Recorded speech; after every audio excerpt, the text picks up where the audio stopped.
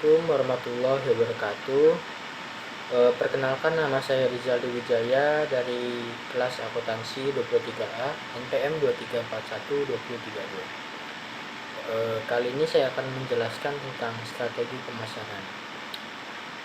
Strategi pemasaran itu adalah serangkaian rencana ataupun taktik yang kita rancang untuk mempromosikan produk ataupun layanan agar dapat mencapai tujuan bisnis tertentu. Biasanya seperti meningkatkan penjualan, memperluas pasar. Yang ketiga ada membangun kesadaran merek, meningkatkan loyalitas pelanggan.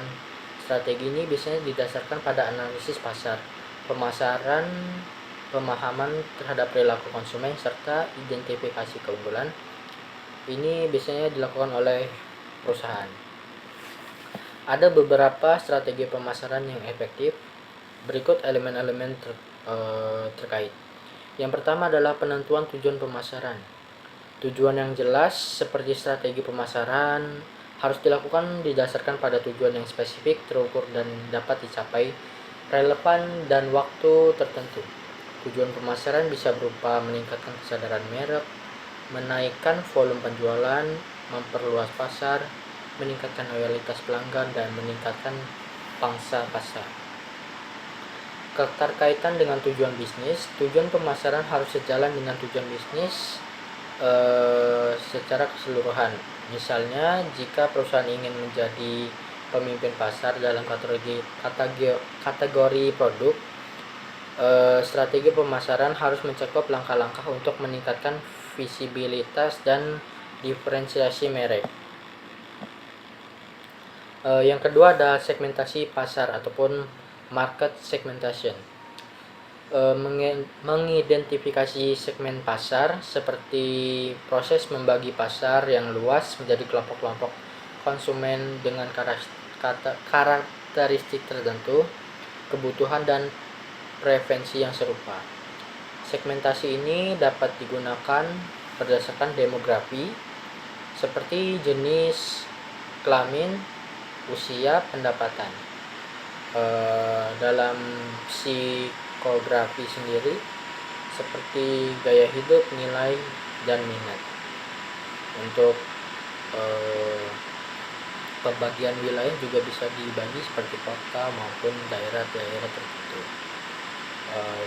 Yang selanjutnya ada targeting. Setelah melakukan segmentasi, perusahaan memilih segmen pasar mana yang akan dijadikan target. Misalnya, kita menargetkan dalam usia remaja pada usia kiranya 15-20 tahun, maka kita memerlukan produk-produk yang berkaitan dengan gaya zaman sekarang dan mereka butuhkan pada zaman ini. Keputusan ini biasanya berdasarkan kepada potensi keuntungan, ukuran segmen, dan daya saing di pasar tersebut. Posisi dalam menentukan merek juga diperlukan. Positioning adalah cara untuk perusahaan ingin audiens melihat produk mereka ataupun membandingkan dengan pesaing. Ini melibatkan penciptaan citra yang jelas di benak konsumen sehingga konsumen mengenai manfaat unik ataupun yang ditawarkan oleh kita dapat mereka cerna dengan baik. Positioning seringkali dikomunikasikan melalui pesan yang kuat dan berbeda sehingga pengalaman pelanggan menjadi lebih konsisten dalam produk yang saya sampaikan. Menyampaikan nilai tambah yang jelas juga adalah salah satu cara untuk konsumen untuk bisa mengenal produk kita. Apa yang membuat produk kita dan layanan kita lebih baik dari produk lain yang ada di pasar. Yang selanjutnya ada tahap marketing mix ataupun 4P maupun 7P. Marketing mix ini kerangka kerja yang mencakup elemen utama yaitu produk, price, place, dan promotion.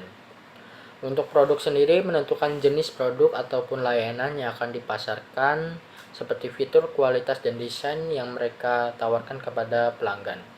Untuk price sendiri kita harus menentukan harga yang tepat pada produk kita dan siapa yang kita tuju.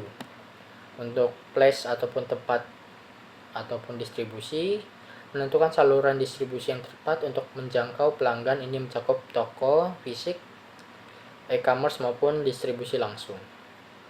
Promosi sendiri tidak ketinggalan karena ini merupakan strategi untuk mengomunikasikan produk dan layanan kepada konsumen meliputi iklan, pemasaran digital, dan media sosial ataupun event.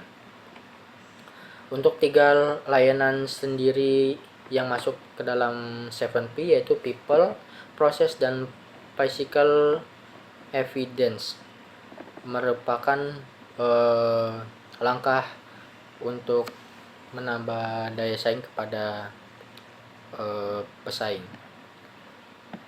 Sekian yang bisa saya sampaikan tentang materi kali ini. Apabila ada salah kata, saya mohon maaf. Wassalamualaikum warahmatullahi wabarakatuh.